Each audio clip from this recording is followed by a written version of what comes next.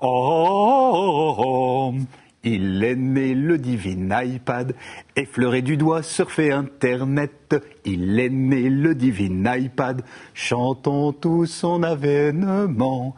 Depuis plus de 3 ou 4 ans, nous le promettaient les adeptes. Depuis plus de 3 ou 4 ans, vous vouliez croquer dans l'Apple d'Adam. Eh ben ça y est, vous l'avez enfin, le sauveur, le dernier cri d'Apple. Waouh, ça y est, vous tombez dans l'Apple et à présent, vous êtes heureux. Mais non, vous n'avez pas raté votre vie. Maintenant, vous êtes in. Dans cet hyper monde, vous êtes hyper branché parce que vous possédez l'objet. Cet objet dernier cri, l'iPad. Dernier cri, mais d'où vient cette expression pour désigner une chose à la mode? Alors voici 3 explications vraies de vraies, à peine inventées comme toujours. À vous de retrouver la véritable, c'est la partie interactive de cette chronique.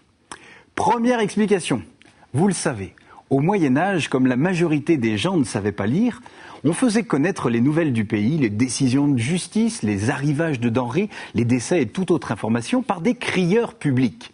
C'est par ces cris qu'on se tenait donc informé. La nouvelle du dernier cri annulait la précédente.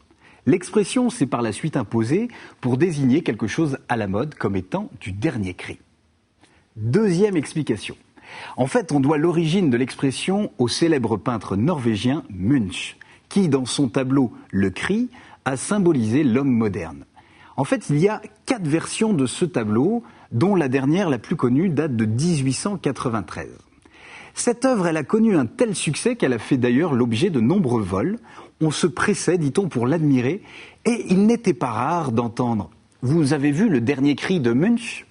D'où l'expression qui s'est popularisée par la suite.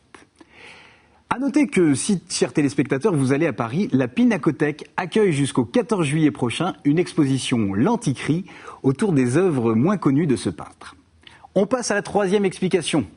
Le 10 mai 1802, Louis Delgrès adresse à l'univers entier le dernier cri de l'innocence et du désespoir.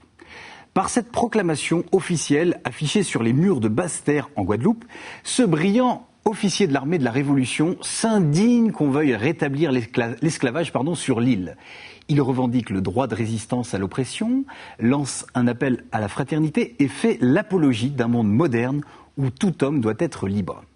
Le dernier cri de l'innocence et du désespoir a donc été fortement associé à l'idée de progrès social, de modernité humaine, et a donné naissance à cette expression. Alors, à votre avis, laquelle de ces 3 explications est vraie? La une paraît assez facile, hein, Benjamin? La première. La première, on est tous d'accord pour la première. Eh bien, allons-y, voyons la réponse tout de suite avec Jérôme. Eh bien, c'est la première explication qui est vraie. Alors si aujourd'hui sur les marchés il n'y a plus de crieurs publics pour donner les informations, eh bien dans notre monde moderne, ce sont les sirènes de la consommation qui ne cessent de nous appeler, de pousser leur dernier cri. On nous promet du toujours mieux, du meilleur. iPad, ouvre-toi! En un clic, on peut parcourir des sites web, regarder photos, vidéos, communiquer avec le reste du monde. Avec l'iPad, il n'est pas besoin d'habiter Hawaï, Osgore ou les Sables d'Olonne pour être le roi de la planche et surfer, naviguer sur la toile. Surfer, naviguer, que de beaux mots empruntés à la mer pour nous donner l'illusion de voyage et de rencontres. Allez, puissent ces nouvelles technologies nous aider vraiment à échanger, à rapprocher les hommes et faire de nous des gens du voyage et non pas des gens du verrouillage. Vous savez, de ces gens qui, sans bouger de leur siège, auraient l'univers à portée de leurs mains. Leur carte ne serait ni routière ni postale, mais seulement grise, bleue, orange, vermeille, de fidélité ou d'identité. Non, face aux tempêtes que ces nouvelles technologies nous aident vraiment à tenir la barre en se jouant des vagues et nous amènent enfin vers des océans plus pacifiques. Merci Jérôme pour toi. La semaine prochaine sur le plateau. Merci.